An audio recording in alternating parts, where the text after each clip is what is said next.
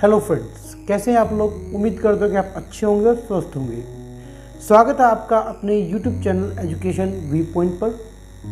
तो आज के सेगमेंट में हम बात करने आए हैं कि एक ऐसे एक्सपीरियंस को शेयर करने की जिससे आपको पता चलेगा कि किस तरीके से हार्ड समय के अंदर, एक मुश्किल समय के अंदर आप किस तरीके से आप अपनी हेल्प खुद करते हैं।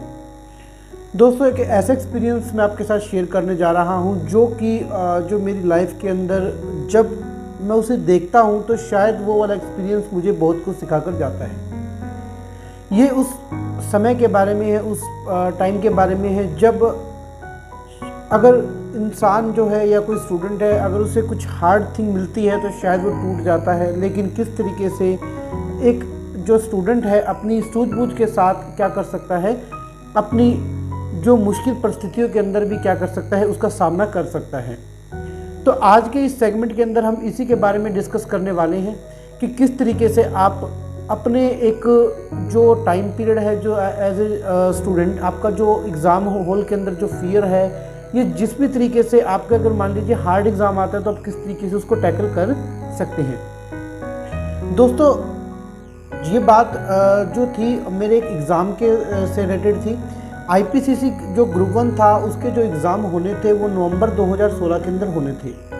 जो डेट आई हुई थी वो डेट हमारे पास 1 तारीख, 2, 4, 6 और 8 तारीख हमारे पास आई हुई थी। जिस तरीके से सभी को पता है कि जो आईपीसीसी जिसे हम पहले बोलते थे, अब उसे इंटरमीडिएट एग्जामिनेशन ग्रुप 1 और ग्रुप 2 बोला जाता है। सीए स्टेज के अंदर 3 स्टेज होती है, सीपीटी और आईपीसीसी जिसे इंटरमीडिएट बोला गया, और एक सीए फाइनल जो होगा उस तरीके से बोला गया। 3 स्टेज में इसको बांटा गया। जब एग्ज़ाम हुए तो एग्ज़ाम जो थे, जो 2 तारीख का एग्ज़ाम था, 4 तारीख का और 6 तारीख का एग्ज़ाम था, वो इतने अच्छे हुए थे कि ऐसा लग रहा था कि मानो हमारा जो ग्रुप है वो निकल जाएगा। हम सब खुश थे, जो हमारे फ्रेंड थे, हमारा ग्रुप था, बहुत खुश था उस चीज़ को देखते हुए कि हाँ, जो एग्ज़ाम है वो हमारे अच्छे हो रहे हैं, जो प्रिपरेशन की है उसी के इर्द गिर्द जो है हमारा जो एग्ज़ाम है वो आ रहा है। हम बड़े हैप्पी थे। हमने पूरे जोश, जब 8 तारीख का दिन आया तो हमारा एक पेपर था जिसका नाम था टैक्सेशन का। टैक्स जो था हमने जो था पहली बार ही पढ़ा था, बिल्कुल बिल्कुल एज ए फ्रेशर ही मान लीजिए कि हम टैक्स को पढ़ रहे थे। हमने जो हमारे टीचर से उन्होंने हमें टैक्स पढ़ाया, हमें फर्स्ट टाइम पढ़ा कि उसे पढ़ा था, जो कि कुछ एक समझ आया, कुछ एक हमने थोड़ा सा रट्टाफिकेशन, कुछ एक छोड़ दी चीज़ें। उस तरीके से हमने उसको प्रिपेयर कर लिया, हमने उसको रिवाइज़ भी कर लिया। अब 3 पेपर जो थे, 2 तारीख का, 4 और 6 तारीख का, वो हमारे बहुत अच्छे हो गए थे और हमको ये कॉन्फिडेंस था कि हाँ, इस बार हमारा जो ग्रुप है वो निकल जाएगा।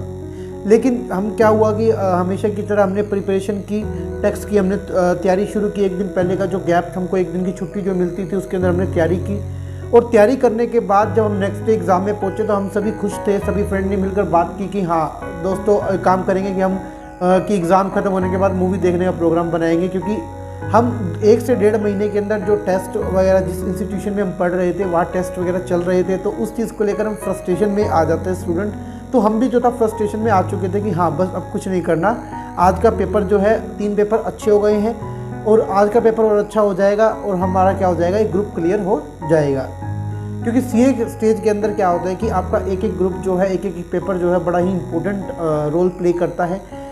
अगर आप एज सीए के स्टूडेंट है तो आप उस चीज़ को भली भांति जानते हैं, या और कोई भी स्टूडेंट है तो आपके लिए भी हर स्टेज के अंदर जब आप एग्जामिनेशन देने जाते हो तो वो जो एग्ज़ाम है वो आपके लिए बड़ा इंपॉर्टेंट रहता है कि आप किस तरीके से उस चीज़ को देख रही हैं, आपका एटीट्यूड उस एग्ज़ाम को लेकर कैसा है। क्योंकि वो एग्ज़ाम जो होगा वो सिर्फ आपका एग्ज़ाम नहीं है, वो आपके फैमिली का, आपके जो नियर डियर है, आपके हर एक का, आपके खुद के, आपके फ्यूचर का, ड्रीम का एग्ज़ाम है। क्योंकि उस एग्ज़ाम के बाद आपका जो भी आपने सोच रखा है, वट एवर द केस, जो जॉब के बारे में या खुद के बिजनेस के बारे में जो भी आपने सोच रखा है, वो उस एग्ज़ाम को क्लियर करने के बाद उस आपको जो वो पद मिलेगा या जो भी आपको एक्सपीरियंस मिलेगा, उसके बाद आप उस चीज़ को शुरू करने वाले हैं। आपके ड्रीम जो है वो कम ट्रू होने वाले हैं, वो वास्तविकता में बदलने वाले होते हैं। तो एग्ज़ाम जो है बड़ा इम्पोर्टेंट जो है रोल प्ले करता है।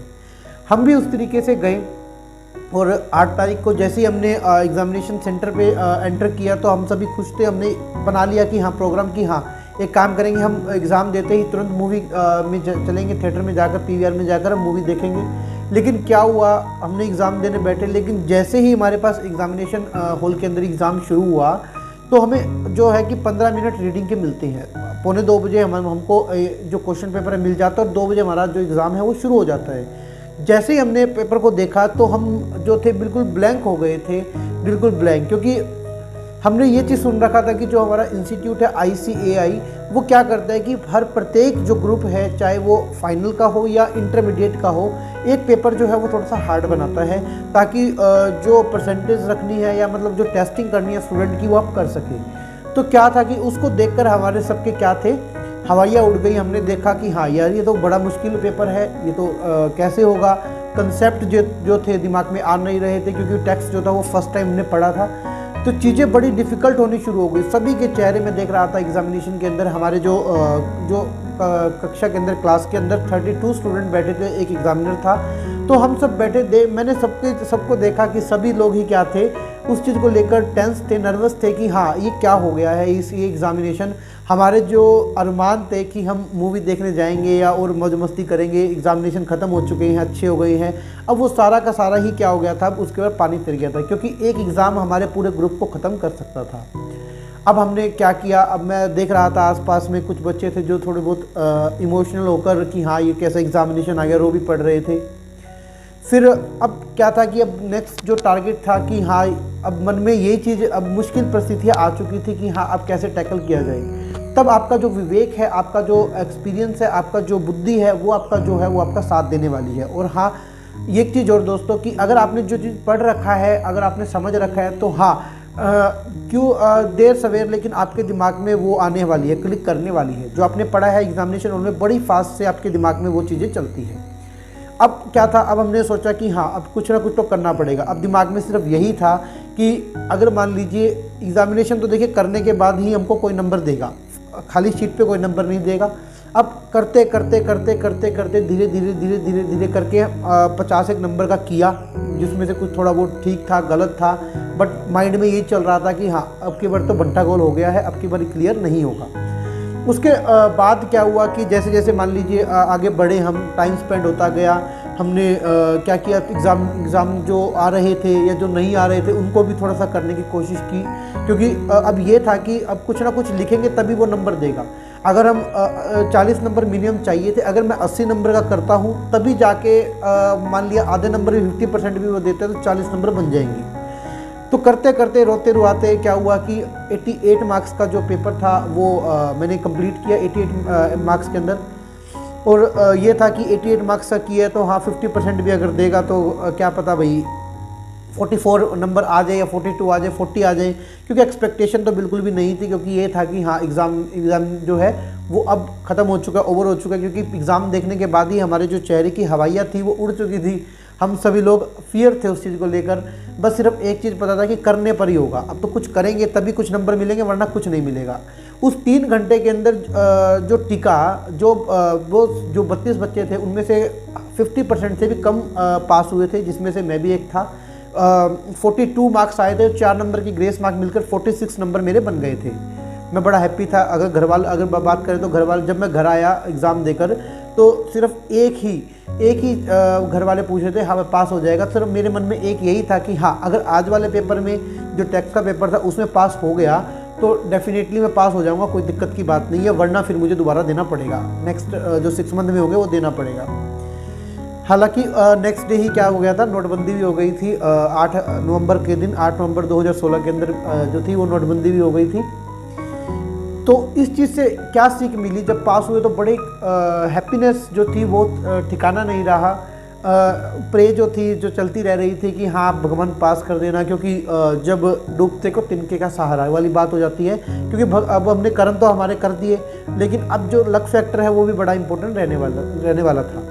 तो वही चीज़ें आ जाती है कि किस तरीके से आपने 3 घंटे में, जो बच्चे टिके उस 3 घंटे के अंदर, कुछ बच्चे ऐसे थे जो मान लीजिए 1 घंटे में ही चले गए थे एग्ज़ाम छोड़कर कि हाँ नहीं आता, या फ्रस्ट्रेशन होकर चले गए हाँ भाई अगली बार देखेंगे। और है हमने 3 घंटे लगाया उसके ऊपर, हम बैठे रहे, सोते रहे 3 घंटे वो स्ट्रगल किया उस हार्ड वर्क के अंदर, छोड़ा नहीं। मेन चीज़ आपके यही होता है कि आपको छोड़ना नहीं है। अगर आपने छोड़ दिया तो वो भी आपको छोड़ देगी, ये चीज़ याद रखना। अगर आपने छोड़ दिया किसी एग्ज़ाम के अंदर तो सामने वाला जो बंदा बैठा है वो भी आपको छोड़ने वाला है, आपको नहीं सिलेक्ट करने वाला। तो टफ़ टाइम के अंदर भी क्या करना होता है कि अपने को सूझबूझ के साथ काम करना है, क्योंकि टफ़ सिचुएशन जो है आपकी आने ही वाली है। और कोई भी एग्ज़ामिनेशन आप दे रहे हैं ये 100% तैयारी नहीं होती है। तो वही चीज़ें हैं कि किस तरीके से वहाँ से मुझे यही सीख मिली कि हाँ, टफ़ टाइम अगर है तो इसको थोड़ा सा अपने विवेक के द्वारा, बुद्धि के द्वारा, अपनी एकाग्रता, कंसंट्रेशन के द्वारा उसको डील किया जाए तो शायद कहीं ना कहीं एक होप जाग जाती है कि आप उस चीज़ को कर सकते हैं। तो इस तरीके से जो कहानी थी, ये पूरी स्टोरी थी, एक सिनेरियो द एक्सपीरियंस था, मैंने आपके साथ शेयर किया, जो आपकी हेल्प करेगा अगर आप चीज़ों को पकड़ के चलते हैं। क्योंकि देखिए, जब आप डिफ़िकल्ट टाइम के अंदर होते हैं एज ए स्टूडेंट, अब एग्जामिनेशन अगर आपके चल रहे हैं तो डिफ़िकल्ट टाइम रहता है आपके लिए, तो उस चीज़ के अंदर आपको इन चीज़ों को सहारे ही पकड़कर किसी मोटिवेशन के साथ, अगर कुछ बच्चे सेल्फ मोटिवेट होते हैं तो बड़ी बेटर थिंग है। बट कुछ बच्चे क्या होता है, कुछ सोच लेते हैं, कुछ चीज़ें सोचते रहते हैं कि बार बार थिंकिंग जो है, ओवर थिंकिंग वगैरह करते रहते हैं। तो उस सिचुएशन में आकर क्या होता है कि फिर वो डीमोरलाइज हो जाते हैं। तो उस सिचुएशन में क्या होता है कि आपको यही चीज़ें चाहिए कि कोई ना कोई आपको मोटिवेट करने वाला मिले, या आपको चीज़ें सुनी जाए कि हाँ भाई उस सिचुएशन में क्या किया जाए। क्योंकि दो लोग होते हैं, या तो आप खुद सीख लीजिए या फिर आप खुद ठोकर खा के सीखिए, या किसी दूसरे को ठोकर खाकर देख लीजिए कि हाँ भाई इस रास्ते पे इस तरीके से चलना है। तो आई होप आपको ये वीडियो जो होगी हेल्प करेगी। आप बने रहिए हमारे चैनल के साथ, ज़्यादा से ज़्यादा सब्सक्राइब कीजिए चैनल को। और हाँ, आपके जो एग्ज़ामिनेशन है वो अच्छे होने वाले हैं। डेफिनेटली अब जो भी एग्ज़ामिनेशन में आप बैठने वाले हैं वो आपके लिए बेटर रहेगा, और फाइनल रहने वाला है, बेटर रहने वाली है वो, उसमें आप सक्सेस ज़रूर होने वाले हैं। तब तक के लिए गुड बाय, थैंक यू। बने रहिए हमारे साथ एजुकेशन वी पॉइंट पर।